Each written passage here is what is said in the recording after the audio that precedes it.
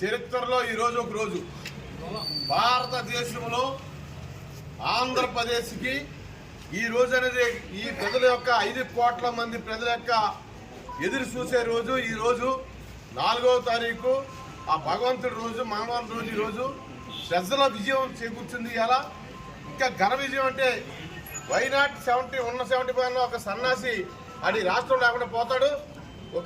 ఈ రాష్ట్ర ప్రజలు, ఈ రాష్ట్ర వనరులు, ఈ రాష్ట్రం కోసం పోరాడే 3 వ్యక్తులు నారా చంద్రబాబు నాయుడు గారు, పవన్ కళ్యాణ్, అలాగే బీజేపీ నాయకులు కూడా మనతో కలిసి వచ్చి ఈ రోజు ఈ రకమైన ప్రజా స్పందన చూస్తుంటే అసలు ప్రజలు ఎంత విద్యుత్తో ఆలోచిస్తున్నారు.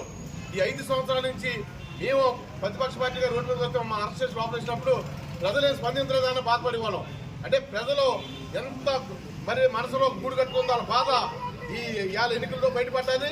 నారా చంద్రబాబు నాయుడు ముఖ్యమంత్రిగా, నరేంద్ర మోడీ ప్రధానమంత్రిగా, అక్కడ నరేంద్ర మోడీ గారు అఖండ భారతదేశాన్ని సృష్టిస్తారు.